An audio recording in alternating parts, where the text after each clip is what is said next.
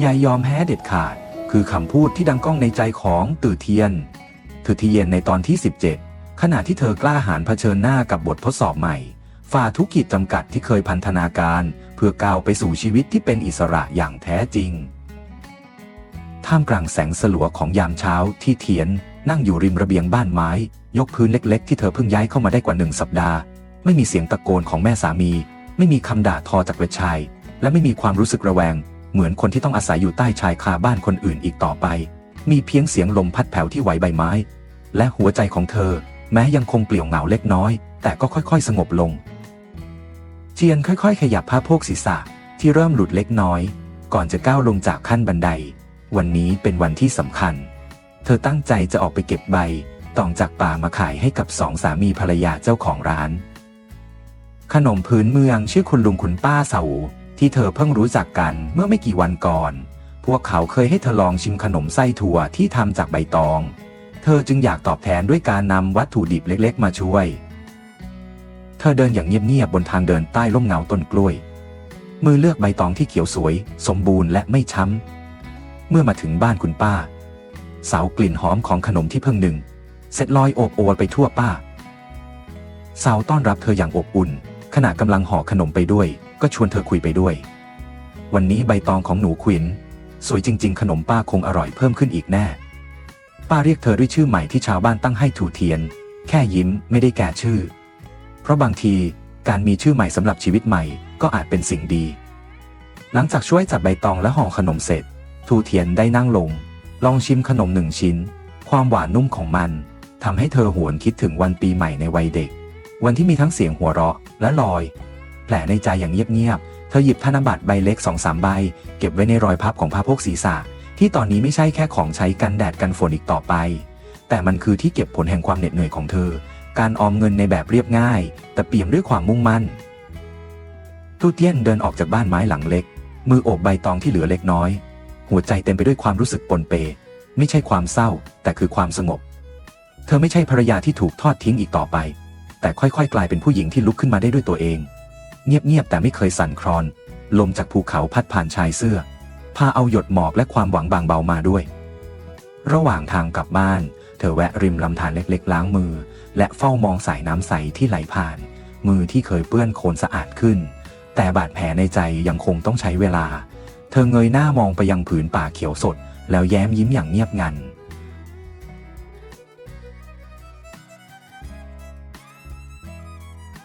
กลางวันวันนั้นอากาศร้อนอบอ้าวจนเหมือนจะเผาทุกอย่างให้มอดไหม้แต่ในหัวใจของทูทีเยนกลับสงบนิ่งอย่างน่าประหลาดเธอเดินอย่างช้าๆไปตามทางดินสู่ศาลาหมู่บ้านสถานที่ที่อีกไม่กี่นาทีข้างหน้าคำพิพากษาหย่าร้างระหว่างเธอกับจียางโฮวาจินจะถูกประกาศอย่างเป็นทางการแสงแดดสะท้อนลงบนใบหน้าของเธอแววตาเธอหรี่ลงเล็กน้อยไม่ใช่เพราะแสบตาแต่เป็นเพราะเธอกำลังพยายามกลั้นน้ำตาไม่ให้ไหลก่อนหน้านั้นเธอเนี่ยได้แวะไปถามผู้ใหญ่บ้านถึงความคืบหน้าในการดำเนินเรื่องหย่าชายวัยกลางคนผู้ซื่อตรงและอบอุ่นเปิดสมุดจดอย่างระมัดระวังแล้วเงยหน้าขึ้นบอกเบาๆว่าศาลออกคำสั่งมาแล้วบ่ายนี้2 โมงมาเซ็นรับผลกันที่ศาลาหมู่บ้านนะถูเทียนพยักหน้าโดยไม่พูดอะไรแต่ภายในใจมีเสียงสะท้อนว่าสุดท้ายมันก็จบลงแล้วเมื่อถึงเวลา2 โมงตรงทุกคนมารวมตัวในศาลาหมู่บ้านที่เรียบง่ายชินยันนั่งอีกฝ้าของโต๊ะสายตาหลบเลี่ยงไม่กล้าสบตาใครส่วนแม่ของเขาป้าฟิวนั่งไขว่ห้างด้วยสีหน้าเย้ยหยันข้างกายเธอคือหญิงสาวแปลกหน้าในชุดฉูดฉาดเจ้าสาวคนใหม่ของชินยันคนที่เคยปรากฏตัวในฝันร้ายของทูเทียนผู้ใหญ่บ้านหยิบเอกสารขึ้นมาเสียงของเขาสงบนิ่งแต่จริงจังศาลประชาชนอำเภอมีคำตัดสินอย่างเป็นทางการให้จีจังหว้าเชนกับทูเทียนหย่าขาดจากกันตั้งแต่วันนี้ทั้งสองไม่ถือเป็นสามีภรรยาตามกฎหมายทรัพย์สินทั้งหมดรวมทั้งเป็ดหมูควายให้ตกเป็นของฝ่ายชายทีโอเทียนไม่ขอแบ่งทรัพย์สินสินก้มหน้าไม่พูดอะไรป้าเฟียงยิ้มมุมปากแล้วหันไปกระซิบกับลูกสะใภ้ใหม่จบแล้วเตรียมจัดงานแต่งให้มันสมเกียรติทูเทียนไม่แม้แต่จะมองใครเธอก้มศีรษะให้ผู้ใหญ่บ้านขอบคุณที่ช่วยเหลือฉันมาตลอดตอนนี้ฉันเป็นอิสระแล้วน้ำเสียงเธอเบาแต่มั่นคงเธอไม่ต้องการทรัพย์สินไม่ต้องการคำขอโทษ สิ่งเดียวที่เธอต้องการคือเสรีภาพระหว่างเดินออกจากศาลาเธอไม่หันกลับมามองแชร์ลุกขึ้นเหมือนจะพูดอะไรบางอย่างแต่ก็ทรุดตัวลงนั่งอย่างสิ้นหวังส่วนป้าห่วงก็หันไปสนใจเรื่องงานแต่งราวกับสิ่งที่เพิ่งเกิดขึ้นเป็นเพียงการเจรจาทางธุรกิจก้าวเท้าของทิวเทียนที่สัมผัสพื้นเหมือนปลดเปลื้องทั้งชีวิตในอดีตเธอไม่ได้เป็นผู้หญิงที่ถูกทอดทิ้งอีกต่อไปแต่เป็นผู้หญิงที่ได้ลุกขึ้นเลือกเส้นทางของตนเองและในยามเย็นที่ท้องฟ้าเริ่มกลายเป็นสีทองทิวเทียนก็แย้มยิ้มรอยยิ้มของคนที่เพิ่งได้เป็นเจ้าของชีวิตของตัวเองอย่างแท้จริงเช้าวันถัดจากวันที่ทิวเทียนอย่าขาดอย่างเป็นทางการผู้ใหญ่บ้านแวะมาที่บ้านไม้ยกพื้นหลังเล็กของเธอสีหน้าเขาอ่อนโยนน้ำเสียงทุ้มแต่มั่นคงฉันรู้ดีว่าเธอผ่านมาเยอะเขาพูดพลางวางเอกสารเกี่ยวกับการลงทะเบียนพักอาศัยชั่วคราวบนโต๊ะไม้ไผ่แต่อยู่ที่นี่ไม่มีใครดูถูกเธอหรอกเธอควรใช้ชีวิตต่อในแบบที่เธอกล้าก้าวออกจากความมืดกลับมาอยู่ร่วมกับชาวบ้านเถอะบางทีความสุขใหม่อาจกำลังรออยู่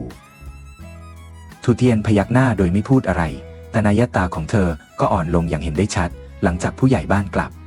เธอเดินไปส่งเขาถึงบันไดหน้าบ้านแล้วยืนเงียบอยู่นานลมเย็นพัดไล้เส้นผมอย่างแผ่วเบาเสียงป่าภูเขาเงียบสงบทำให้หัวใจของเธอโล่งราวกับได้ปลดภาระที่กดทับมานานเป็นครั้งแรกในรอบหลายปีที่เธอรู้สึกว่าวันใหม่ของตัวเองเริ่มต้นด้วยความสงบในเวลาเดียวกันห่างออกไปไม่กี่กิโลเมตรแจ็ค CEO ผู้แสนวุ่นวายกำลังจอดรถข้างทางหลังจากเสร็จงานจากไซต์เขาแวะร้านเล็กๆซื้อของใช้จำเป็นข้าวเล็กน้อยยาแก้หวัดแชมพูสบู่และขนมเล็กๆบางอย่างใส่ไว้ในถุงผ้าอย่างเรียบร้อยถุงผ้าเรียบง่ายแต่เขาถือมันด้วยความระมัดระวังราวกับเป็นของมีค่าที่สุดในวันนั้น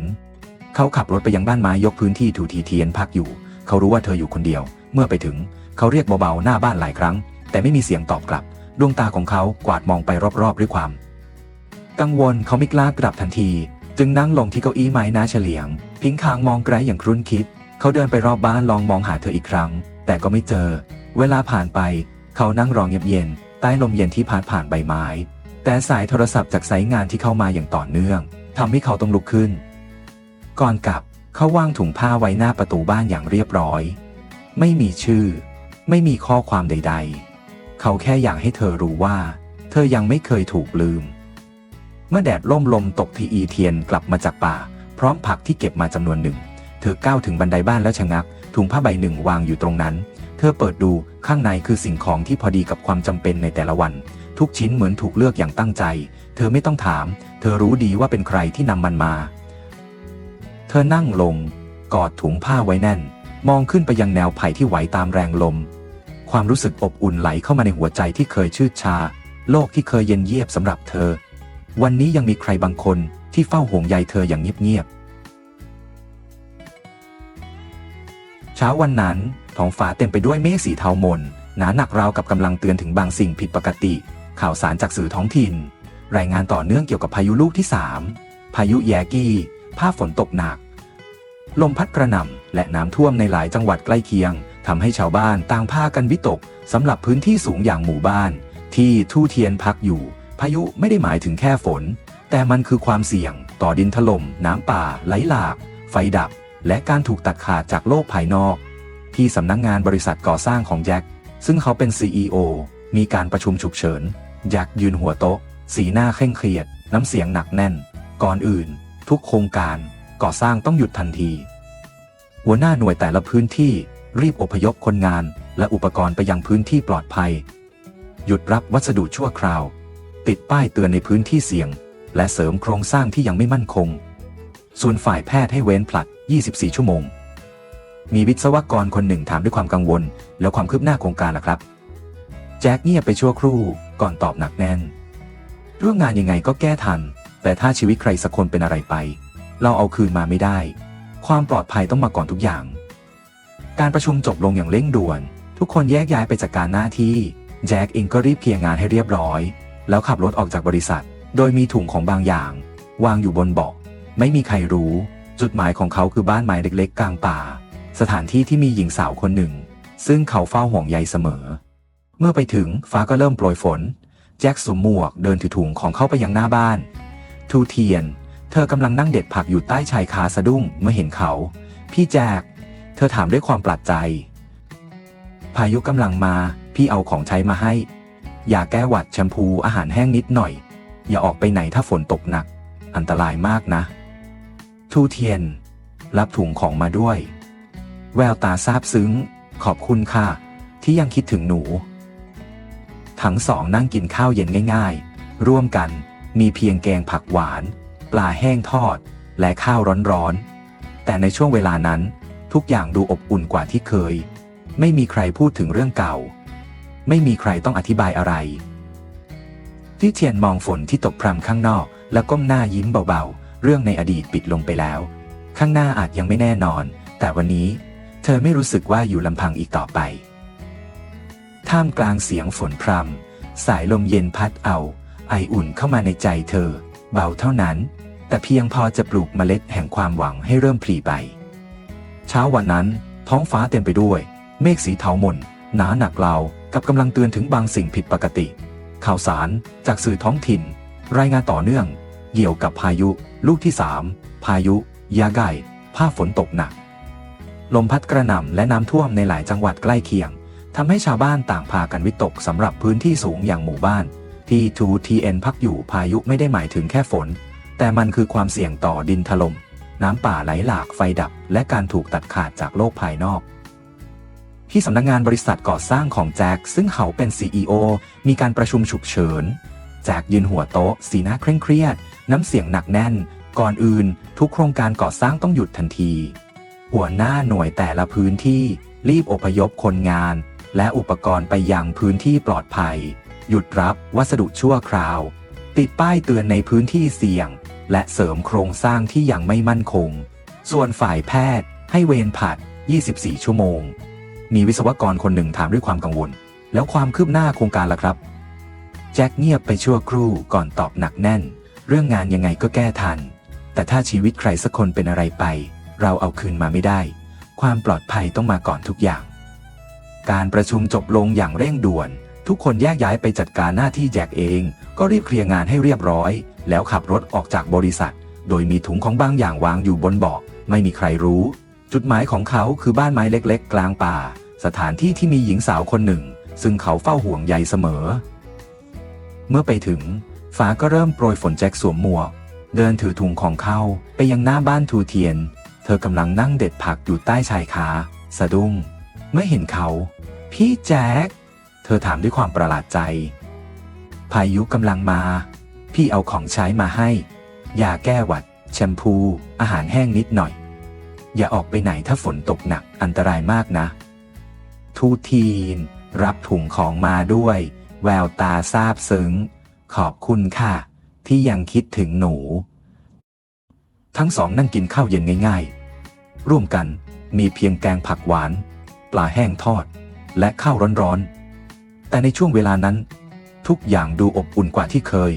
ไม่มีใครพูดถึงเรื่องเก่าไม่มีใครต้องอธิบายอะไรทูเทียนมองฝนที่ตกพรำข้างนอกแล้วก้มหน้ายิ้มเบาๆเรื่องในอดีตปิดลงไปแล้วข้างหน้าอาจยังไม่แน่นอนแต่วันนี้เธอไม่รู้สึกว่าอยู่ลำพังอีกต่อไปท่ามกลางเสียงฝนพรำสายลมเย็นพัดเอาไออุ่นเข้ามาในใจเธอเบาเท่านั้นแต่เพียงพอจะปลูกเมล็ดแห่งความหวังให้เริ่มผลิใบ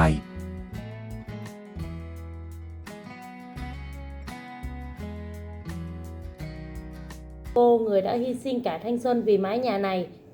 chỉ là một cái bóng nhạt nhòa, thật sự quá đỗi đau lòng. Mẹ chồng cô không ngần ngại buông những lời cay nghiệt, như thể chỉ chờ cơ hội này để trút hết mọi kinh thường lên đầu cô. Cái nhà này cần có cháu đích tôn, chứ không phải một con đàn bà vô dụng. Từng lời từng chữ như nhát dao cứa sâu vào trái tim Tử Tiên. Đôi mắt cô đỏ hoe, bàn tay nắm chặt vạt áo cũ, cố gắng kìm nén để không bật khóc trước mặt những kẻ chẳng chút thương xót cô. Chiến, người từng đầu ấp tay gối với cô, người từng hứa hẹn bao điều, giờ đây lại lạnh lùng đứng nhìn, không một chút do dự. Cô đã không còn là gì trong ánh mắt của anh ta. Nỗi đau không chỉ dừng lại ở những lời miệt thị khi mẹ chồng lớn tiếng đuổi cô ra khỏi nhà. Tử Tiên gần như quỵ xuống, Cô không biết mình đã làm gì sai, ngoài việc